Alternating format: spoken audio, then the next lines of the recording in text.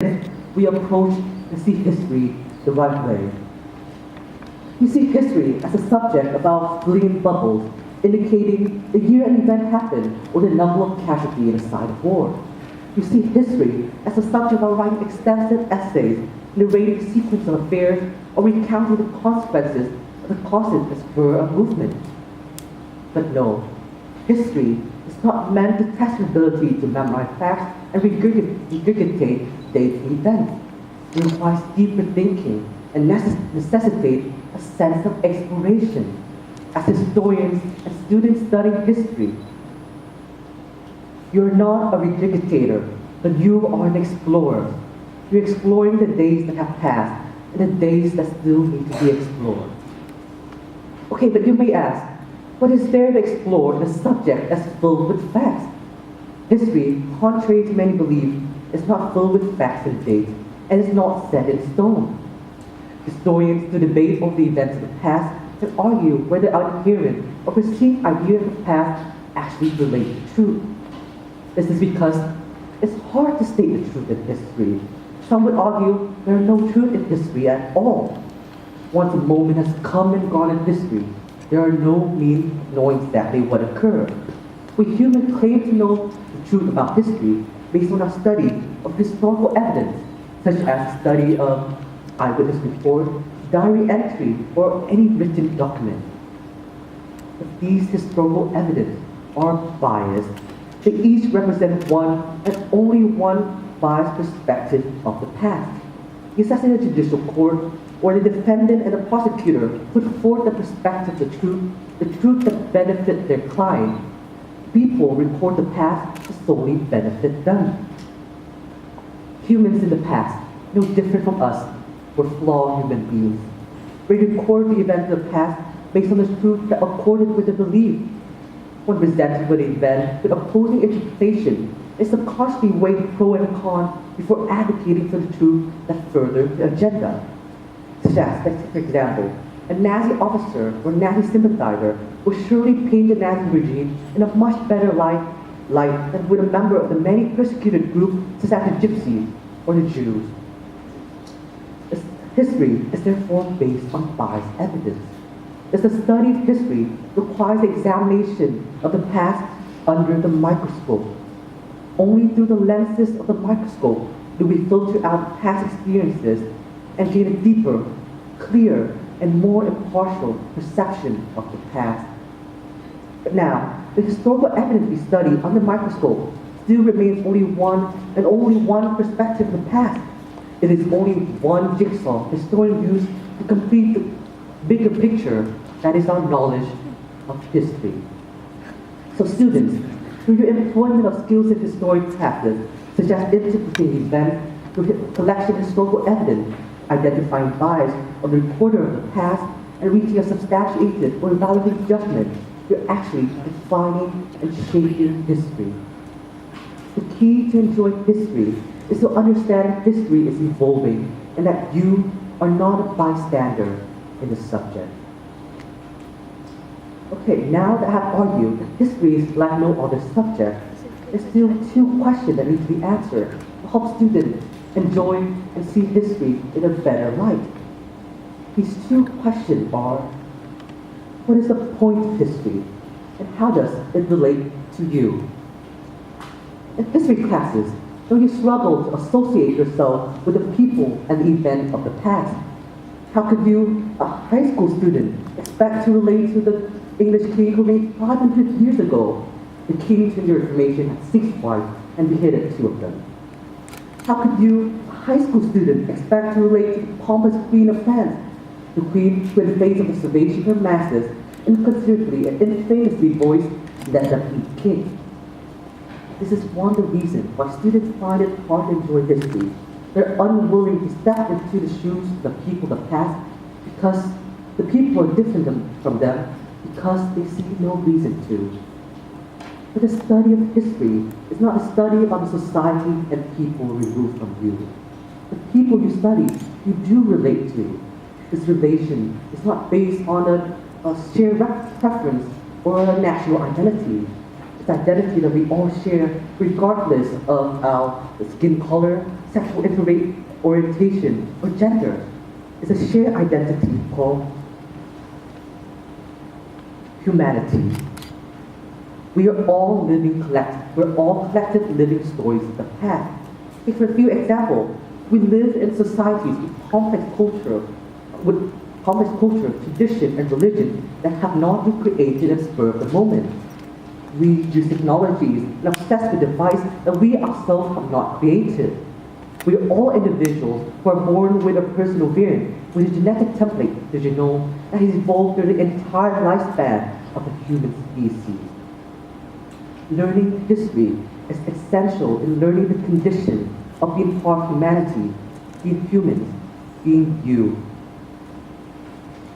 When we study the succumb of many Germans in the Nazi regime, we understand that our fear is often greater than our urge to rectify errors, especially when it does not concern us or threaten the livelihood of our family. When we study the Cold War, we understand that through our unwillingness to understand other ideology and beliefs, we create division, thereby fracturing the world we live in. When we study the French Revolution or the suffrage movement, we understand that our oppressed will always rise and that we are capable and unstoppable when collectively empowered to the fight for equality. Human conditions now are no different than human conditions were in the past. Science and technology advance, biologically human and animal nature evolve, and society shifts and changes in ideology, but human condition never ceases to change. Learning history is therefore learning about yourself. Learning history also enables you to understand that you are not rootless people living rootless lives. You're able to place yourself in the spectrum as history of mankind. You see yourself as the part of the millennial, the empowered generation making swift changes for years to come. You see yourself as the spearhead of movement, be it political, social, or art.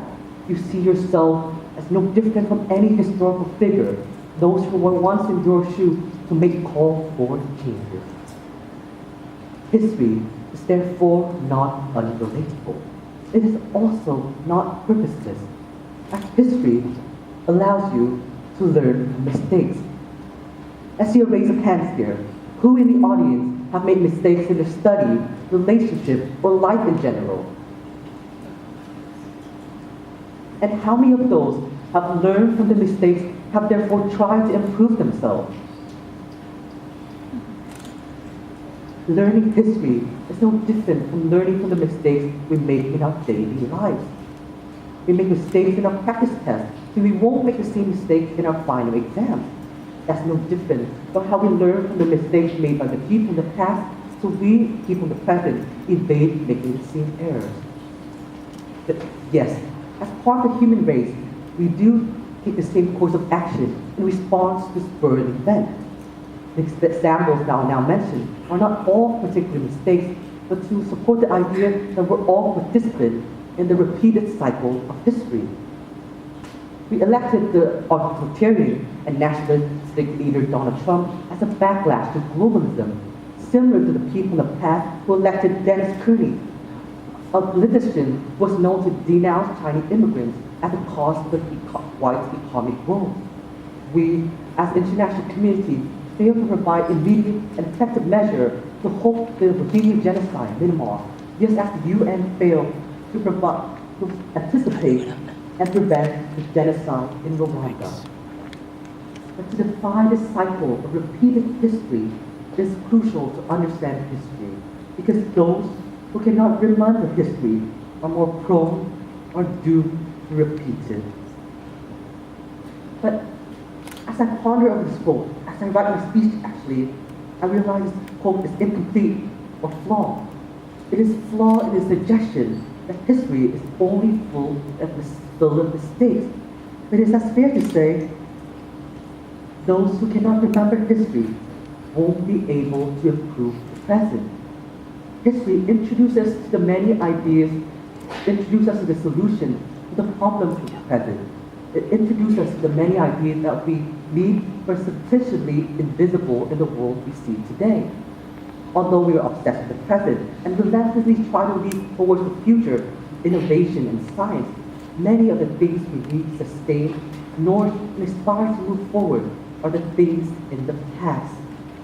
The study of the Giza Pyramid, one of the architectural wonders of the world, may inspire architectural innovation. The study of the Roman and ancient Greek civilization, the cornerstone of many modern societies, may answer some of the troubling questions we have right now about our current state of democracy and government. History is therefore neither unrelatable to you or purposeless. So now, I call you to see history as a journey.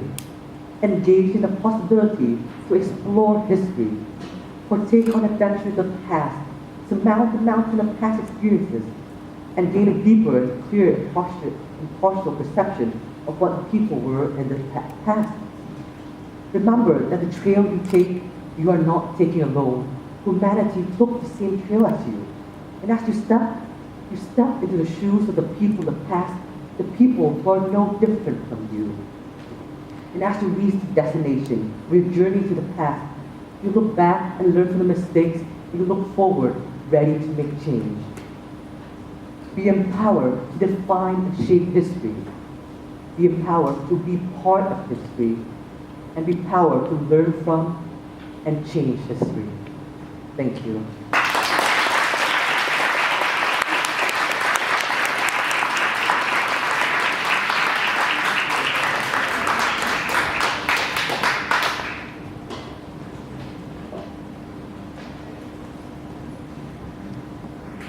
I think after Peter's talk, we all should come to realize that we should stop